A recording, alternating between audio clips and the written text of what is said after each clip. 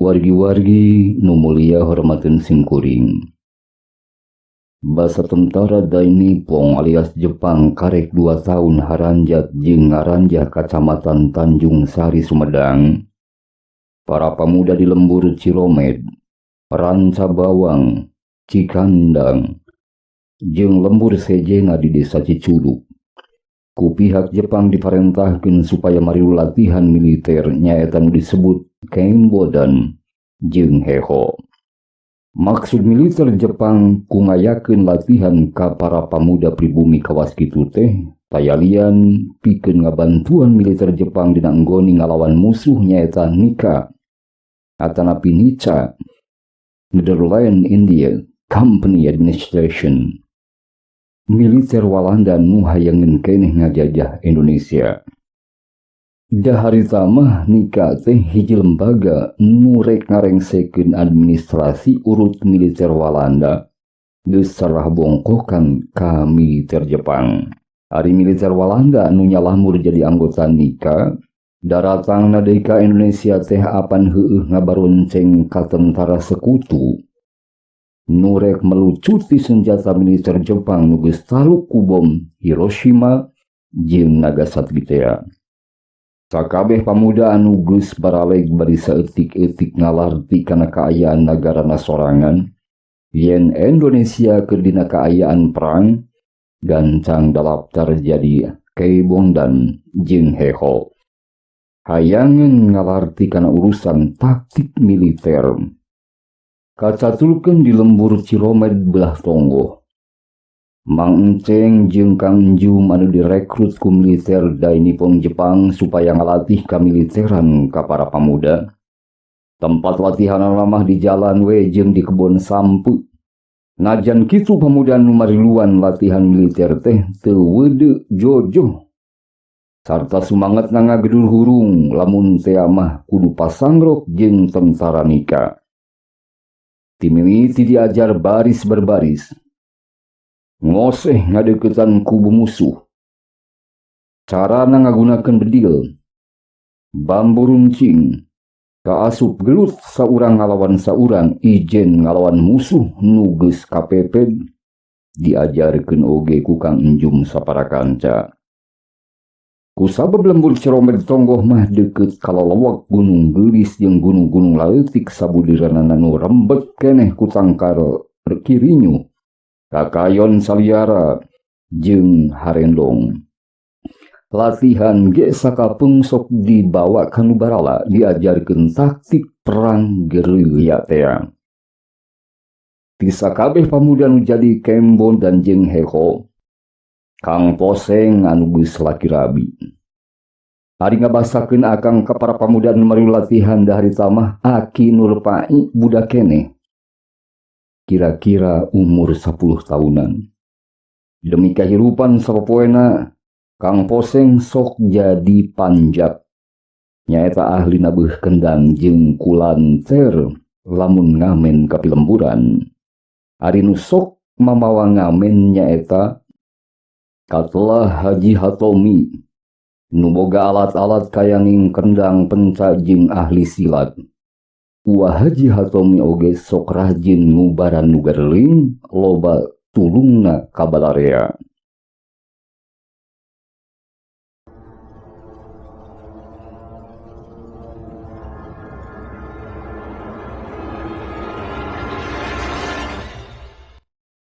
Wargi nu mulia, dina hiji mangsa poe Jumaah basa diajak latihan perang gerilya di lalowak Gunung Geulis. Kang Poseng nyasab basa pasukan kumpul sabada ngarebut markas Walanda. Kang Poseng mah eueuh atuh pada nareangan jeung tinggalero ka Kang Poseng. Nu wekasan rengse latihan perang gerilya di leuweung, Kang Poseng pada naringgalkeun. Da deukeut ka lembur ieu cenah ceuk pamikir sarerea teh. Meureun engke ge balik. Kumaha panasiban Kang Poseng? Kacaturkeun Kang Poseng harita teh memang kasasab Manehna katotonggoyan nyumput kanu bala rek ngadodoho musuh. Si horeng kalah nyasab ka cadas gantung. Ari cadas gantung anu pernahna paenteng-enteng jeung Gunung Geudis. Cenah mah eta wewengkon teh angker alias sanget. Sanget lamun ceuk urang lembur teh mah. Tong boroning kasaba ku jelema.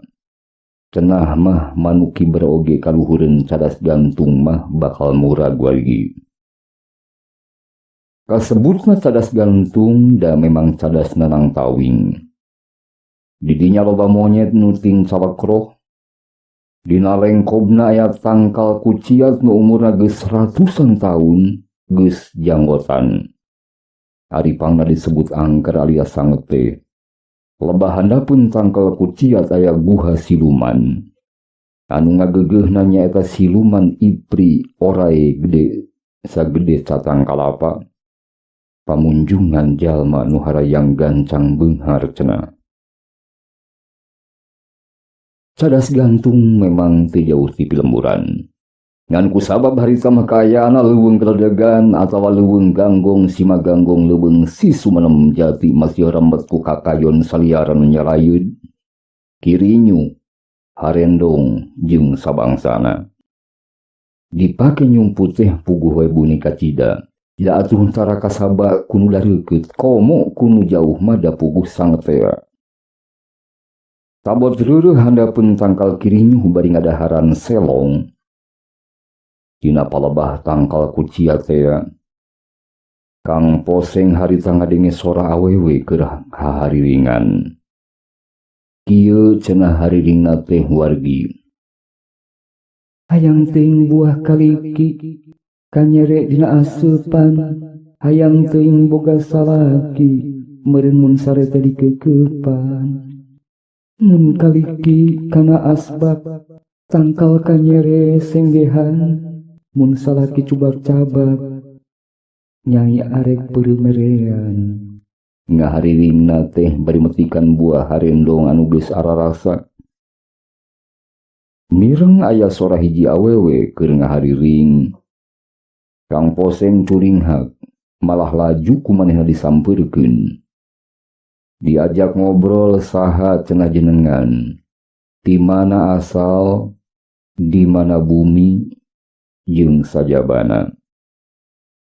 Nu geulis teh ngakuna Nyi Dayang Kindeng, anak bungsu ti 5 sadulur. Imahna mah cenah didinya di lengkob handapeun tangkal kuciat. Pilih bade jajab.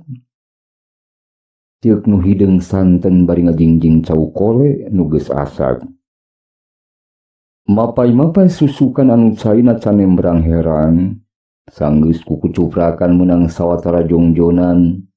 Nyi Kindeng anjog kana handapeun tangkal kuciat anu geus jaranggotan. Lalinggih siga buruan pangulinan. Palebah nu nyangke dong handapeun gawir nu pinuh kusu palumari jeung lukut. Didinya aya liang guha gede. Kira-kira abus munding. Sajeroning Nyi Dayang Kindeng gura-gero kanu di jalur guha. Kang Poseng hareugeun. Cicing we ngarega menang di buruan nu lalenang teh baresih jiga menang nyapuan.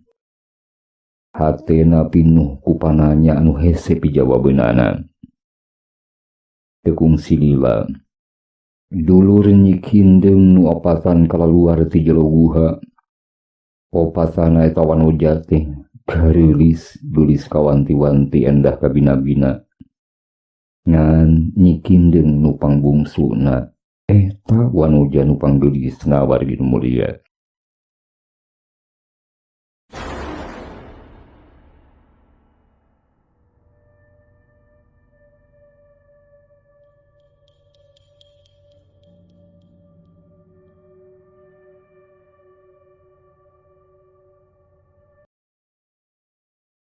Wargi nu mulia kumaha lalampahan Kang Poseng nu kasasar atanati nyasab di hiji leuweung geledegan. Barang ningali nu hareugeun bari seuri. wanoja nu ngaranna Nyi Kindeng torojol nyamperkeun ka Kang Poseng. Ceg leungeunna dicekel lalaunan, tuluy dituntun dibawa ka jero guha nu lalingih ciga urut sisit gigi lisiran. Di jero guha Kang Poseng rarateret ka ditu ka dieu. Ingetanana satengah sadar, manehna ngagerendeng dina jero batina. Kunaon aing teh bet jig-jigan ka dieu. Jeung deui daek dibawa ku Nyi Kindeng. Jeung naon pamaksudana eta wanoja. Kang Poseng ngagerentes dina hatena. Tapi sok sanajan kitu, naon bae nu diucapkeun ku Nyi Kindeng sakumaha nu diharewoskeun ka Kang Poseng ku manehna diunggeukeun tandani nyaluyuan. Eta teh cing cirining panujukan harewosna Nyi Dayang Kindeng. Yen lamun engke ku Ibu Ratu ditanya majar hayang kawin jeung abdi, cenah Kindeng nya weh kitu. Eta guha najan lalingi jeung bareresi mutuh matak hayang ngagoledag. Sabab angin gunung ngahiliwir nebak estu matak genah matak ti isting trim. Guha teh bet bau hanyir. Hanyirna mani medenghil matak enek kana angen jeung hayang uta. Kacatulkeun tekung silila Ibu Ratu ngarongheap datang. Najan manehna geus boga umur tapi Ibu Ratu teh geulis. Paromana amis budi, estu dareh deh pisan kanu jadi tatamu. Sabot Kang Poseng olohok kaget mata simeuteun. Wektina jero guha aya jelema geulis kaluar. Nyi Dayang Kindeng nyigeng. Sabab Ibu Ratu nanya ka Kang Poseng soal ngaran jeung pamaksudan. Pangna ngahaja datang ka jero guha dibarengan ku Nyi Kindeng teh naon pamaksudanana. Di papatahan ku Nyi Dayang Kindeng ngaharewosan Kang Poseng nu alahak olohok cilohok bari radah marmir teu ngajawab kana pamariksa Ibu Ratu. Yen pangna ngahaja datang ka jero guha dibarengan ku Nyi Kindeng teh tajalian hayang beunghar. Manehna hayang loba duit. Sabab salila ieu hirup sim kuring balangsak cenah. Asup kana paribasa nyatu sore henteu isuk. Tur padahal sim kuring teh geus boga kulawarga. Kitu pertelaan ti Kang Poseng sanggeus dipapatahan ku Nyi Dayang Kindeng. Kitunya. Ya, kisilan. Daek teu kawin kasih bungsu Nyi Dayang Kindeng. Ibu Ratu nanya sorana semu ngaheuras. Kang Poseng unggeuh.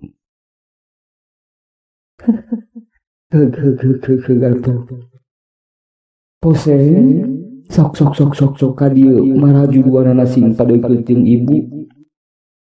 Ceuk Ibu Ratu bari jeung diukna ngised maju ka belah hareup. Diukna atuh ngarari seduanana ka belah hareup ngadeuketan ka Ibu Ratu.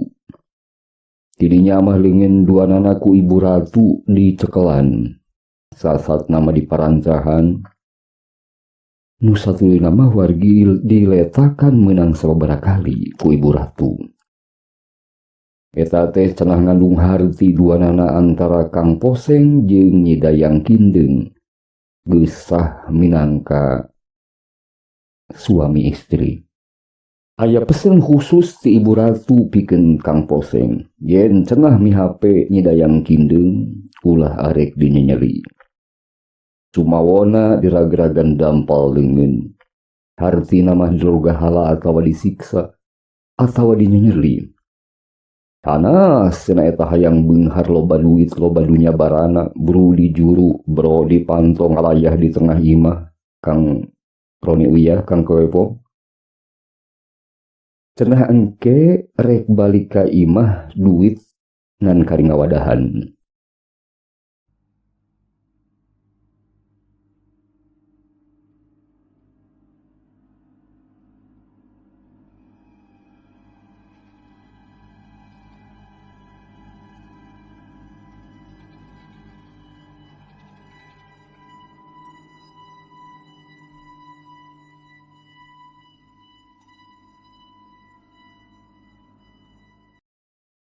Cenah ceuk ibu ratu deui. Bari moal aya panagihan sakumaha umumna jelema munjung nu ka dieu datang. Kitu pesen ibu ratu ka Kang Poseng.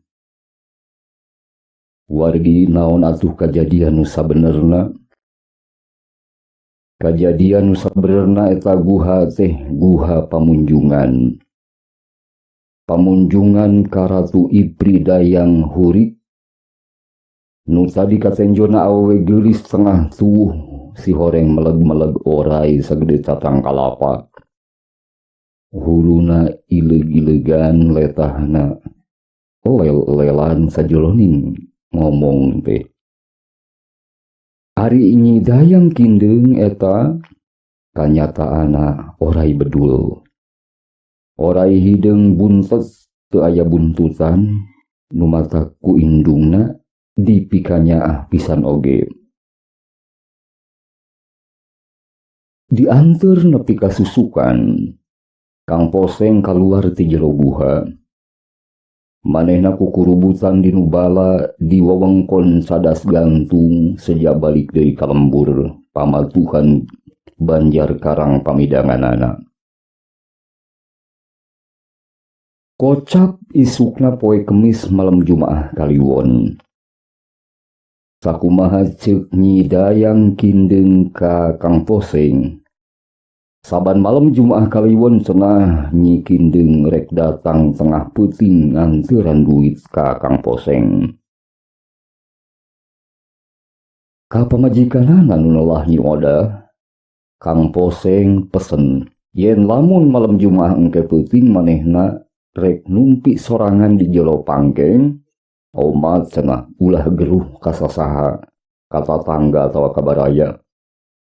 Ka pamajikanana Kang Poseng balaka, yen aya nu ngajakan kawin bangsa Ipri ngaranna Nyi Dayang kindeng. Eta Ipri teh cenah sanggup mere kabeungharan ka maranehanana, anu matak ulah geruh ka sing saha bae oge. Malam Jumaah Kaliwon harita pangkeng enggon ngadadak sareungit ku minyak kasturi jeung kekembangan. Pangsarean anungan saukur samak diamparkeun bari diamparan ku samping. Mangsa ngagayuh ka tengah peuting Kang Poseng geus cendekul di pangkengna. Dinanggoni ngadaguan Dayang kindeng. Palita asawa damar nu dijieun tina minyak kaliki kumanehna diteundeun di beh juru pangkeng, diwadahan ku boboko butut, cahaya lampu palita nembus ka para. Di luar poek mongkleng buta rajin geueuman pika keungeun. Angin nu ngahiliwir nebakan adahan awi sorana ting korosak sada aya nu laleumpang. Sajeroneng kitu eta teh totonden yen aya siluman. Tita tadi oge koreak maningelak di sada teu eureun-eureun di luar. Bebence patembalan reujeng cihcir. Wargi panceg kurang leuwih tengah peuting aya sora. Guluprak. Kapara aya nu ngaguluprak.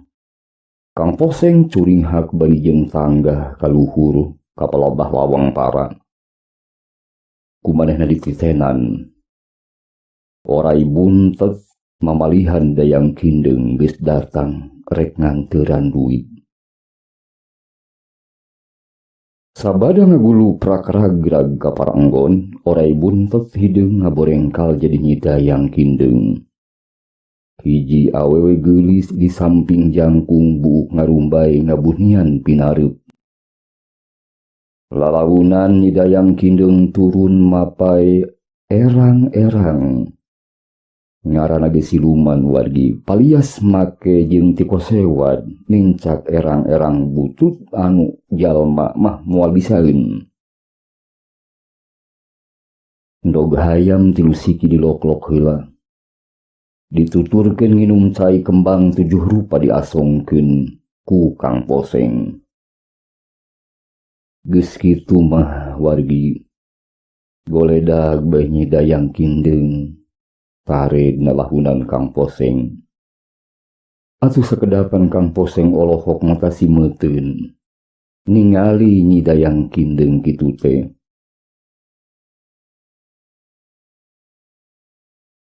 Tah kitu wargi.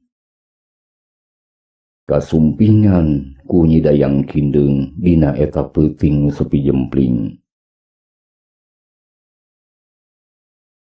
Ngagayuh mangsa kasubuh sabada naramplokeun kasono di pangkengna.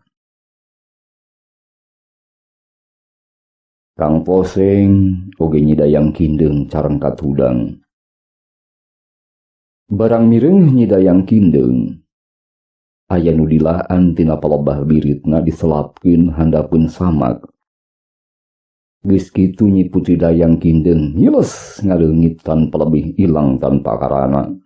Balik deui ka guha cadas gantung sejalaporan ka Ratu Dayang Hurip yen dirina geus resmi jadi pamajikan Kang Poseng.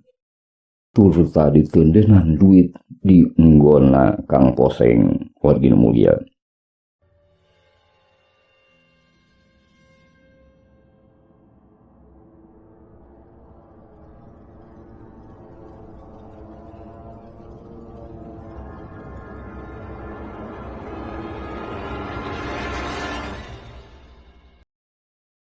Para wargi nu mulia,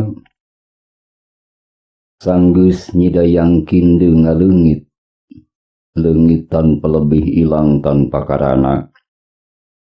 Kang Poseng nyingkapkeun samak butut pangsareanana di pangkengna. Sakedapan mah Kang Poseng colohok mata simeuteun. Lantaran dihandapeun samak butut pangsareana teh mayapa duit kencring Walanda. Di antarana aya kencring duit sen, duit ketip, duit talen, duit genep baru atawa 5 ketip, oge duit perak 1 ringgit, lobana tanpa wiwilangan. Sagancangna ku Kang Poseng diwadahan karena boboko, bari jeung hatena bunga luar biasa, cek paribasa nama bunga amarwata suta, bunga marwata suta, bunga kagi gede-giri, bunga nu saya papadana wargi. Da atuh biasa nama saukur narima ladang panjak ti uah Haji Hatomi, ladang tinu nyalawer, oge tinu lalajo. Pikeun mindingan kacurigaan ti para tatangga jeung batur salemburna. Ti harita sanggeus sabaraha kali dikirim duit ku Dayang Kindeng. Kang Poseng dagang kana jual beli hayam, meri, oge endog jeung hasil bumi. Kayaning cau, hui, sampeu, talus jeung sajabana. Kocap henteu kungsi sataun sanggeus sabaraha kali Kang Poseng dikiriman duit ku Dayang Kindeng. Rezeki ladang dagang boborengkalan. Manglipet ganda wargi.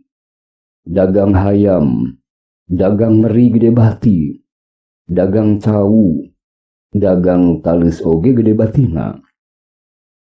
Wakasan tina imah nu jobong butuh teh kiwari mah Kang Poseng imahna teh pangalusna pangagrengna pikeun ukuran urang lembur harita mah.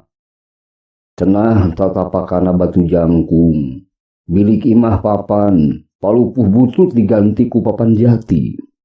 Sajabati alus teh imah Kang Poseng teh gede deui ukuranana. Tepasna oge lamun dipake ngariung ku tatanggana teh meh asup kabeh.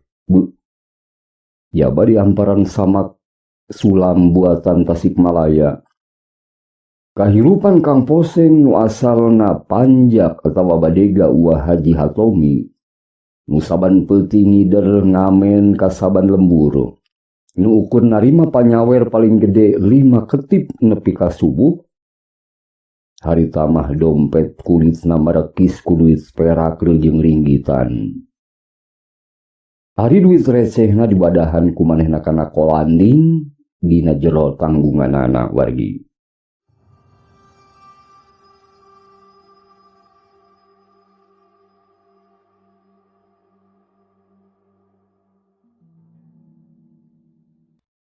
Wargi keur mah nyidayang kindeng teh geulis manis hideung santen bari imutna mata kareueut katurug-turug osok ngiriman duit manehna teh ka Kang Poseng nya atuh puguh bae Kang Poseng bogohna teh beuki nyoso nyaahna kadayang kindeng teh leb-leban.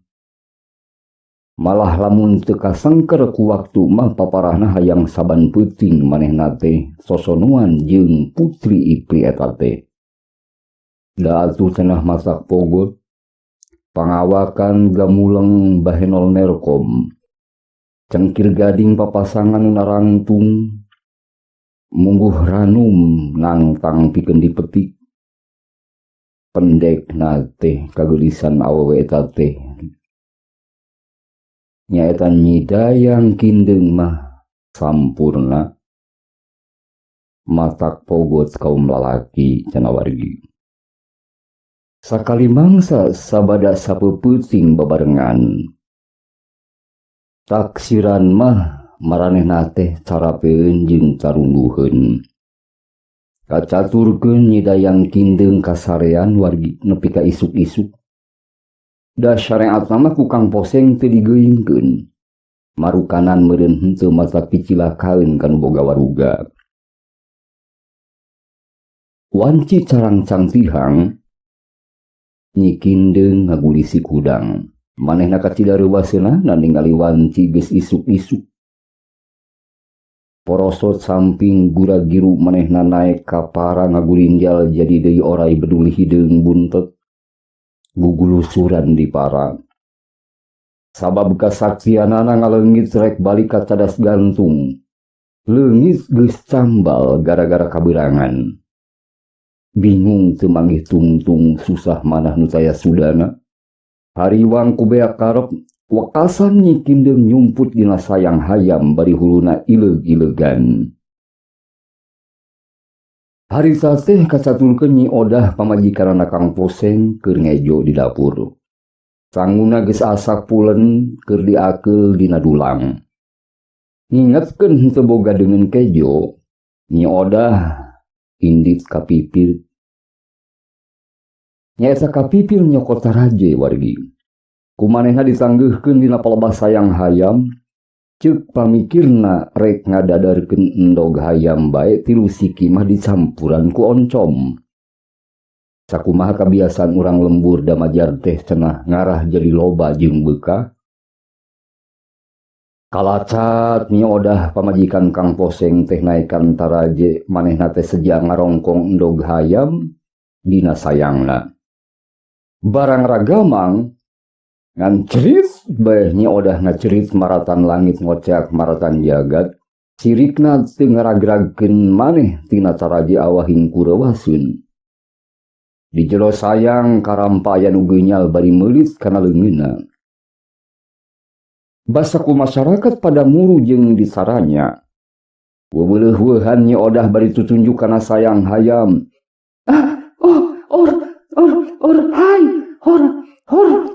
Horai cenah bari jeung tutunjuk kana sayang hayam luhureun taraje. Mireng hal eta jelema patinggal ieu ka luhureun taranggah kabeh. Saurang ge di antara manehanana teu aya nu wani naek taraje atuh sarieun dipacu koray. Wekasan sayang hayam anu dieusi nyidayang kindeng teh pada maledogan rejeung pada ngarorojokan. Maksudna mah sina kaluar tina jero sayang. Mun geus kaluar tina jero sayang hayam ku jelema nu deleka ka sasatoan teh rek diparaehan. Kacaturkeun nyidayang kindeung dina jero sayang pada maledogan. Pada ngarojokan bari ting corowok ting gorowok teh. Manehna mah ukur pupurungkutan wae bari luar leor di jero sayang hayam. Sakapung sasambat kakang poseng salakina menta supaya lampu palita minyak kaliki di jero pangkengna. Gewat-gewat ku kang poseng gancang di pariuman supaya nyi kindeung bisa ngaleungit deui. Aya hiji hal wargi anu mangaruhan hate kang poseng. Manehanana boga rasa kasieun katohian ku balarea ku jalma loba yen munjung ka Ratu Ipri. Ku boga pamikiran kawas kitu mun manehna henteu milu maledogan sayang hayam, cenah geus pasti bakal katohian ku balarea. Nya eta orai bedul nu dina sayang teh kukutan manehna.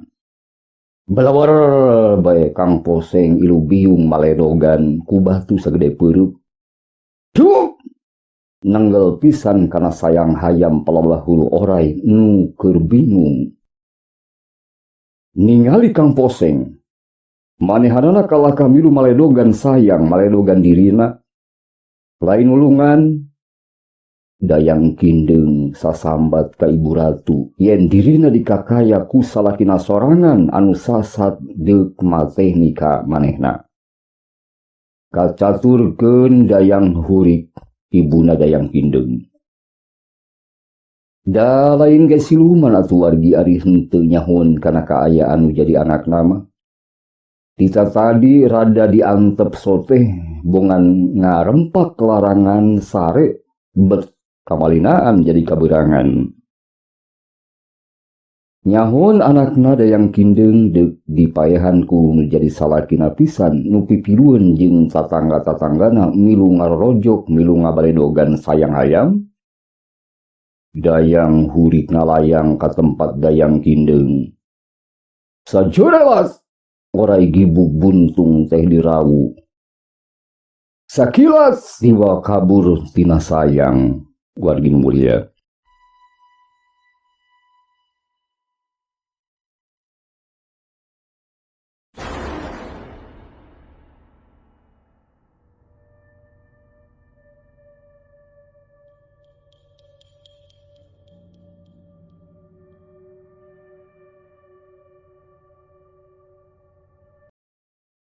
Para wargi nu mulia, nyi dayang kindeung sasambat ka ibu ratu nu jadi indungna yen dirina dikakaya ku nu jadi salakina anu sasat deuk mateni ka manehanana. Dayang hurik ngaranna ge siluman atuh nyahun kana kaayaan anakna siga kitu teh. Tita tadi manehna rada ngantep soteh bongan ngarempak larangan sare be bet kamalinaan cenah. Barang nempo anakna dayang kindeung rek dipateni ku salakina nu pipilueun jeung para tatanggana milu ngarorojok milu maledogan sayang hayam. Dayang hurik ngalayang ka tempat dayang kindeung. Sajorelat orai gibu buntung teh dirawu ku dayang hurik. Sakilat pung dibawa kabur tina sayang. Tapi henteu dibawa deui ka jero buha lantaran geus ngarempak larangan teh. Dayang kindeung dianggap geus ingkar tina tetekon. Dayang kindeung dikencarkeun dina luhureun batu jajalaneun nu ngaraliwat ka cai. Ti horeng si mana horeng wargi dayang kindeung teh keur hamil. Dina luhureun batu karasa beuteungna siga nu deuk ngajuru. Atuh gero sasambat deui kana jadi indungna menta tulung deuk ngalahirkeun. Kocap kacaturkeun di eta lembur aya saurang paraji nu wacis. Nyahun yen dilebakeun lembur dina batu aya nu deuk ngajuru. Siga lain jelema samanea. Eta paraji nu ngaranna Ma Ucit. Nu ditulungan ku Ma Ucit awe anu ngalahirkeun aya ratusna. Bari tanpa pamrih alias teu kudu diburuhan. Dibere wae ladang nulungan nu ngalahirkeun nuhun ditampi. Henteu bae mah palias ngarobokan. Malah sok ngahaja lamun ka jalma walurat mah atawa sangsara maucit haradaikeun dibere duit atawa naon bae. Ku disuguhan seupan oge maucit teh geus ngucap syukur alhamdulillah kanu Maha Agung. Da maucit mah sok ngabulai we nyeu pa. Maucit para jiwaci saged disalindang karembong. Jung manehna ngajugjug ka eta patempatan. Nurek ngalahirkeun teh ditulungan ku manehna. Tapi barang orok keluar, maucit ngagebeg rewas kacinda. Orok teh beda tinu biasa.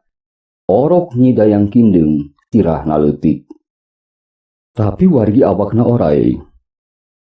Nyaeta orai buntung taya buntutan. Tapi sok sanajan kitu maucit henteu geruh kasasaha, teu ibur kabalarea. Kumanehna orok langsung diberesihan. Tuluy disimbutan ku karembong manehanana sorangan. Da atuh nyidayang kindeng papakeana teh saraket awak pisan wargi. Sajeroning maucit ngulungan nyidayang kindeng. Si horeng si mana horeng tika anggangan aya nu ngawaskeun bangsa siluman. Nu tayalian Ratu Ipri Dayang Hurik indung Nyi Kindeng. Ningali anakna dirasanan ditulungan ngalahirkeun. Jaba orok dibuntel ku karembongna. Celedeg bae Nyidayang Hurik ngajadikeun awewe tengah tuwuh geulis. Nyamperkeun ka maucit hiji paraji nu wacis ka bina-bina. Nganuhunkeun ka eta paraji nu daek tutulung tanpa pamrih lantaran manehna nulungan kanu jadi tunggara atawa kanu tunggara wargi nu sasatna mah anak pituin manehanana.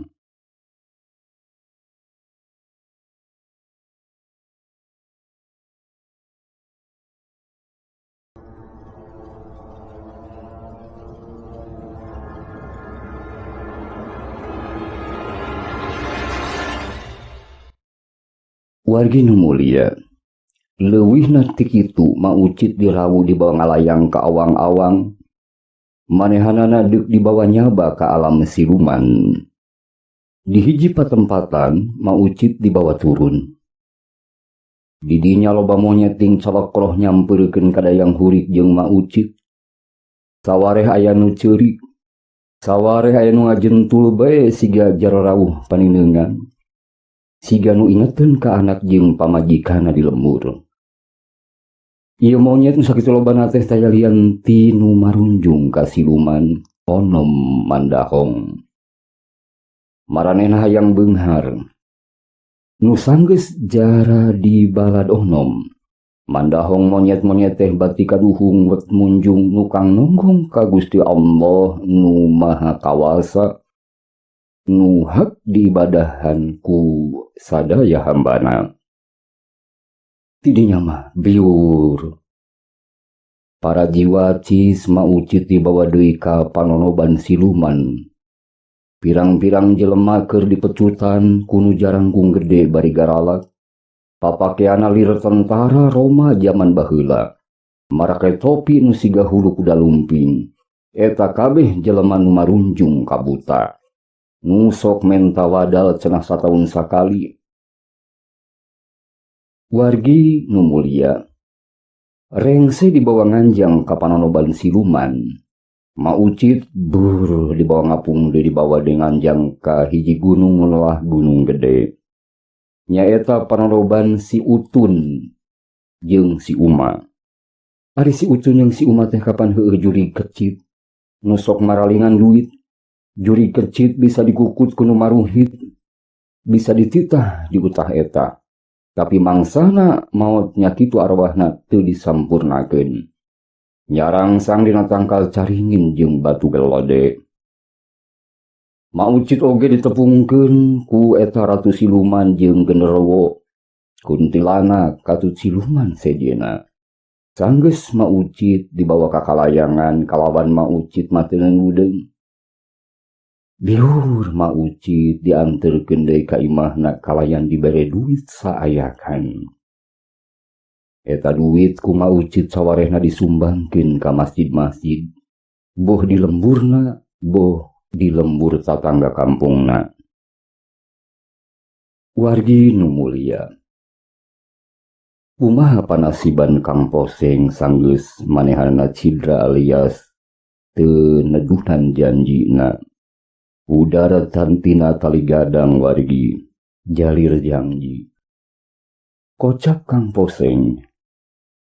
Salian manehna berat beunghar ku rezeki pamere nyi dayang kindeng syariatna. Deui geus boga budak awewe geus parawan. Malah tereh dikawinkeun ka hiji bandar domba di Pilemburan. Kan ngalantarankeun manehna berat beunghar loba duit. Saeutik ge henteu boga rasa kaduhung geus pipilueun nganiaya.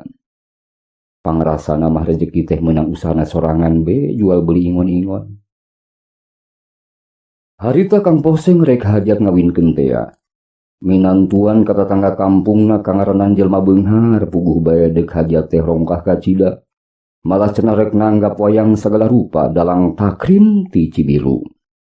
Teu aya duanana cenah dalang zaman harita iwal ti dalang takrim.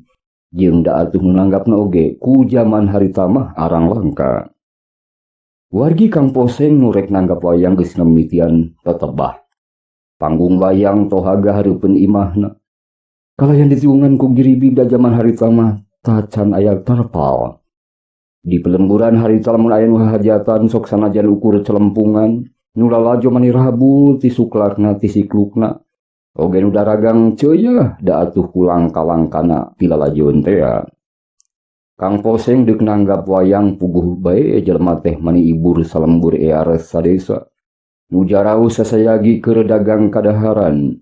Jabati kitu aya oge anu markel timbel ti imahna sagala cenah bisi lapar engke mun lalajo wayang. Ari Kang Poseng mah teu ilu biung urusan naon rupa kaperluan. Da sareatna mah aya dulu-duluna jeung tetanggana nu bisa diminang saraya jeung dipercaya. Jelema nu rek lalajo datang mani loba ceuyeah pisan ti ditu ti dieu ti kampungna ti tebeh jauhna lantaran dalang takrim sohor nu asalna ti Cibiru. Ronggengna nyaeta Nyi Arnesah mani mungguh geus ngagelak. Nu daragang kupad, kuah leupeut, kurupuk, nu ditiiran, surabi oge kulub suku. Pendek namah naon rupa kadaharan nyampak diburuan jeung dipipir imah nu hajat. Dak dumadak harita teh hajat Kang Poseng mani ka cida rongkahna. Tapi Kang Poseng ingetin ka pamajikanana dina tanda kutip nyaeta Nyi Dayang Kindeng. Manehanana ngahaja ngaringkeb maneh di pangkengna bari nyeungeut lampu palita maksudna sugan bae Nyi Dayang Kindeng nyampeurkeun ka Kang Poseng. Kacatulkeun ngagayuh ka tengah peuting wayang geus mimiti rame ngalakonkeun. Nu lalajo mani alager-ageran saleuseurian nenjo pola si cepot jeung dawala tarung ngalawan buta hejo. Tapi di sisi kebon sampeu jelema nu lalajo reuwas. Barang maranehana ningali oray nu datang ngapirang-pirang. Oray lingas, oray bedul, oray welang, oray hejo pating laleor ngadeuketan imah nu boga hajat nyaeta Kang Poseng. Tabot Kang Poseng di jero pangkeng keur andekak nungguan palita bari nyambat Nyi Dayang Kindeng. Di para aya nu ngaguluprak. Kang Poseng curinghak marukanan Nyi Dayang Kindeng nu datang teh. Meureun geus bungah ka cida manehanana teh. Ari seuk teh wargi nu ngaguluprak tadi teh manah horeng anakna Nyi Dayang Kindeng.